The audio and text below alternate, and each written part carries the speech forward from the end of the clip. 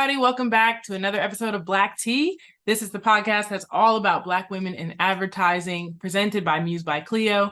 I am your host, Michelle Lawrence. Happy to be here as always. And today I have Jasmine Green. Hey, Jasmine.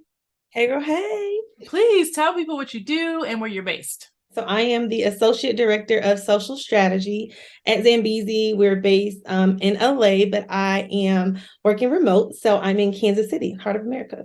Okay, cool. Heartlands. That's cute. Tell us, how did you find advertising? So I actually went to school for fashion, merchandising, and marketing. I ended up doing a internship for a project manager and a designer. And once that ended, they're like, you should just go to an agency. And so I wound up at Barkley, which is a local agency to Kansas City. And then from there, have just fell into other agencies. And I've been at Zambezi now almost 3 years. I want to talk a little bit about advertising finding you, especially as a first generation college graduate in your family, first person in your family to be working in a professional or like white collar job or whatever you want to call it. What types of pressures did you have to work through to get through that experience of just being the first person in your family to go through college, and what expectations did you have to kind of deal with as you made your way into the advertising industry? And I think one of the things that I dealt with and still deal with is just the pressure of like having to be the best in the room, having to be the brightest, having to show up not only for myself, but I don't know if you've been in spaces where the only Black woman or only person of color, period. Yes, girl, we work in advertising. Of course okay. I have. I was like, not to assume, but like you get it where it's like that pressure of like, okay, I need to perform. I need to overperform. I need to show up. I need to be on time. And that really started for me in high school, taking honors classes and then going to college at a school where there were literally, I think, less than 10% of the whole population was diverse. And once you get to like Black, it's even smaller. And so there's always been this pressure of you can't make mistakes. You can't mess up. You can't fall short. And I think the stereotypes you also have in the back of your mind, let me make sure I'm not this, or I don't do this, I don't do that. And so for me, it's been a lot of overcoming adversity and kind of stumbling as I figure it out for myself, because there wasn't a model. There wasn't someone like, oh, I'm Black, I'm in advertising, even I'm in fashion, let me help pull you along. It's been a lot of like looking to people online and finding mentors in different spaces, whether that's at work or through blogging, where I can actually just see someone like me and continue to pass the torch to those who have come after me and will continue to come. Yeah. And how do you message what you do now to your family? Do they get it? Like on day to day, they're like, so I know you do something on the computer. So I think some of them get it, some of them don't, because people don't think social media is a job. And then working from home, like my in-laws, even my dad's like, you're never really working. I'm like, I am at work. I'm just at home. So I would say it's 50-50. Yeah, that's funny. It's something we have to deal with in our families. It's like people are used to like 5 career paths, right? Like you're a teacher or you're a doctor or you're a nurse or you're a lawyer. Like anything outside of this world, it's like, what is that? Who are you? What are you doing? So that's really interesting. Yeah, exactly. Especially when it's digital. Don't get computers involved. So I want to talk about a little bit about your career experience so far. What is a career goal that you have set and achieved so far, already achieved? And did your experience as a Black woman have anything to do with that success?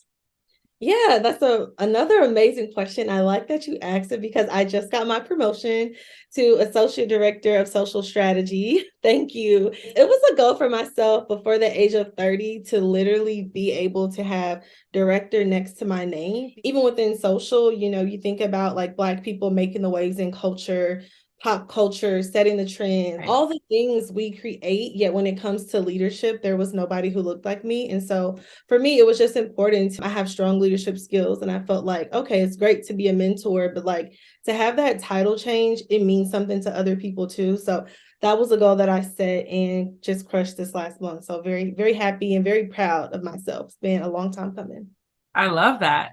And yeah, your experiences have everything to do with that. They have everything to do with your work ethic. They have everything to do with your cultural intelligence. So kudos. That's amazing. Speaking of the industry, I know you mentioned that, and it's something that we have all felt, the lack of diversity within it. I know that it's something that the agency or the industry, at different paces says that it is wanting to address. Mhm. I'm wondering if there was one problem in the ad industry that you could solve, what would it be and how would you tackle it? Yeah, that's loaded. I would say one issue would be perception of Black professionals in the space. I think a lot of times when people see someone like us, it's like, oh, you're Black. You probably get this issue. Or can I pick your brain about this issue? And it's like, yes, but I'm also just a professional. I'm just excellent at my job. And I don't say, hey, you're a white professional. Tell me about this, you know? And so I think just getting rid of that stigma where we aren't always recognized for just being amazing at what we do is always the Black in front of it, or this is an issue around race. I'm sure you have expertise, or hey, Black History Month is coming up, or Juneteenth. What do you think we should do? I think it's one thing if I voice and say, hey, I want to be a part of bringing Black culture into the agency or being a part of bringing Black culture to the industry in general, because I hate cultural vultures, but that's another topic for another day. But I think I would tackle it by just showing up. That's kind of how I do it.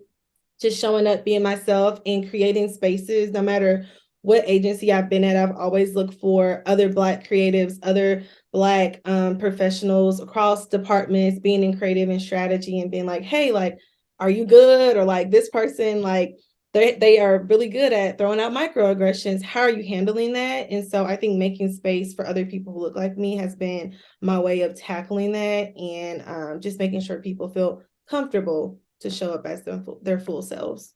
The mental load that it takes to be expected to be like the Black congressional representative at in your office, Ridiculous.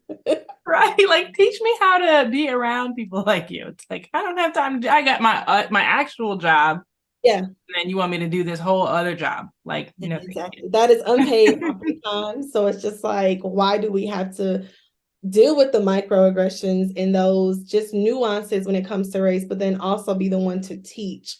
So earlier in my 20s, I was about that life. Now I'm 30 and I am not about that life. Like either you get it or you don't, but no one's taught me how to interact with white people. So why do I have to, or even just people of different races? It's just about respecting people at the end of the day. So yeah, because it wasn't too long ago that the energy was very different, and Black people did really feel like a heavy need to sort of educate others on how to exist alongside us. And I'm really actually energized and encouraged by especially the younger population sort of saying, we're done doing that. We're just gonna live, we're gonna live freely, we're gonna be ourselves, and you guys can figure out how to make space for other human beings. I like that. exactly. Amazing. Okay. So speaking of Kansas City and all that is going on there, I know that you created a brunch organization there called Brunching with Jazz. Can you talk a little bit about that? Yes, Brunching with Jazz is my baby. So it was birthed from me coming back from college. And I'm like, I want to go to networking events. I know it's important. And I would show up in spaces as myself, maybe wearing jeans, maybe wearing Yeah. pink, yellow. And I just felt like these are my people. Like, I don't know, it just wasn't a vibe. And so I created Brunching with Jazz to create space for people who look like us, for women, specifically Black women, to come in. We have brunch, we talk entrepreneurship, we talk business. I've hosted over 300 women in the past 5 years, and it continues to grow. And every year, my mission with it is always to how can we just inspire and link arms? Because oftentimes women feel like, oh, nobody else gets it, or I want to meet people, but there's not a space where I can show up like my authentic self. So I created Brunching with Jazz. Who would be the dream roster that you would love to sit down to brunch with? Say Rihanna, for one, because she is very much a catalyst in every arena, beauty, fashion. I mean, just ownership. And like, I feel like she shows up as herself in those spaces. So she would be one. I would say Coretta Scott King would be another one. She was regal. She was smart. She supported her husband because he had his own like amazing career, but she wasn't left in the shadows. At least I don't think so. And so I would love to talk to her because my husband, Mr. Stephen G, is also very powerful and has an amazing career. And yeah, I think those two for sure. We know a career goal that you've set and you've achieved. You got that director next to your name before you even hit 30. Are there any career goals out there that you have not yet achieved yet, but you want to put out into the universe? What's next for you? What are you pushing for now? I would love to start to build out my department a little bit bigger. I mean, it would be nice to have like 20 people, who are working in social, and we are attacking different creative projects. We have a department at Zambezi school, and it's all social content creation, content development, social strategy. And so would love to just continue to build that out and blow it out. I mean, the team is super diverse too, which I love. And so I think having more clients and like being able to say, hey, my leadership or my strategy helped to make a mark on this brand and like change the trajectory of where they were going is one of my big goals for the next 2 years. Amazing.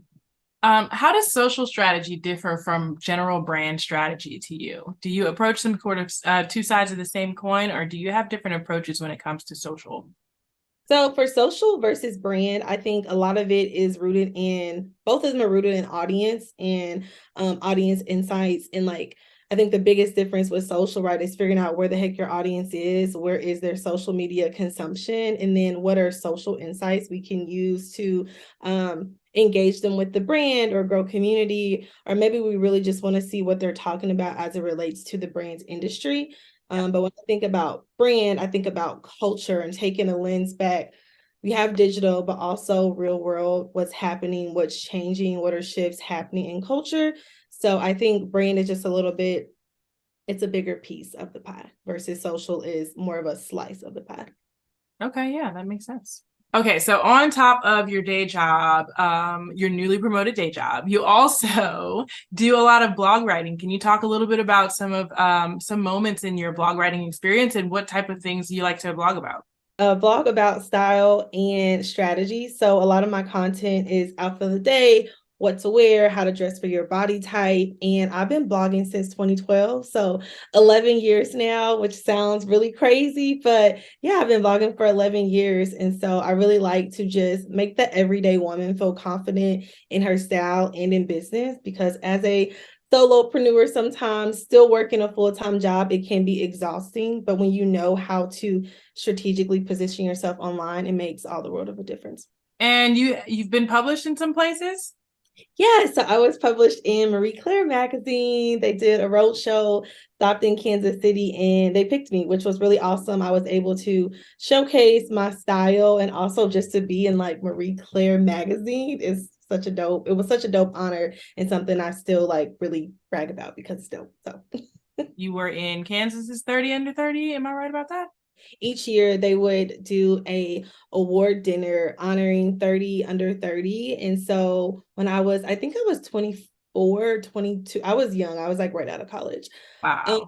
I was honored. And the funny thing about that was I nominated myself. And I think a lot of times we're taught to sit back, to be good, wait your turn. I was like, no, this is amazing. And I'm going to write about myself. And I think what I learned in that, and maybe it's just always been me, it's like sometimes you have to just really pitch yourself and put yourself out there, because something amazing could happen. But when you're too afraid of being bold and being who you really are, you'll miss opportunities. So make sure if you're watching this, that you follow your dreams and you get out there and you just go for it, because you never know what amazing things will happen when you stop holding back. I love that. I'm usually on the show trying to encourage people to brag about themselves. So I love that you're just like, I nominate me being amazing and being under 30. I want to thank me. No. Yeah. I mean, nobody is you're the best person that is the best equipped to shine a light on you. So I love that. I want to talk about your career highs so far. I'm wondering if there is a campaign or a piece of work that you are most proud of to date. Probably with Spindrift Sparkling Water has been just like a career highlight, because they came to Zambezi looking for diversity within their influencer selection. They noticed like, hey, like people love Spindrift and like we're missing out on different pieces of the population. It was like basically they were missing out on like Black, Hispanic, like drinkers, but it wasn't because they even knew about the product. So it's like, how can we get in front of their communities, get in front of communities that seed them product to just see like if people like it. And so long story short, worked on the strategy for that. And my team member, we provided them a list of 25 influencers each month. It was super diverse and it was super insightful with no tool. So it was like really like nitty gritty. But I think the reason I think that's a career highlight for me is just most brands don't acknowledge the fact that they are missing diversity or even care enough to say, hey, you know what? We really want everybody to enjoy our product and we're going to put dollars behind it and make a shift. And so I just was really honored to work on that and happy that we were able to provide them with some diverse influencers. That's awesome. Well, I really appreciate you chatting with us. I usually like to ask this question of everyone that I speak to. Are there any Black-owned brands or Black-owned products that you are really loving right now? Yeah, there are a lot. So first I'll start with my brand, My Girl Stories. It's a women empowerment t-shirt brand. We have t-shirts, sweatshirts. My husband also has a fashion brand. He went viral being the plus size Savage X Fenty model, and he created a brand that's size inclusive. So I think he goes up to a 5 or 6X. And so official by Stephen G. That would be my top two. I mean, there's so many. I have so many blog posts about this too. So, but those would be my top two brands. Well, Jasmine, I want to thank you so much for coming on Black Tea and sharing your story with us. I appreciate it so much. Thank you for having me. This was refreshing for sure. So thank you. Of course. Everybody out there who watched with us, thank you for rocking with us for this episode. Please go to musebykcleo.com/blacktea to check out all the other episodes and make sure you're following us on Instagram @sipblacktea. And until next time, we will see y'all. Bye.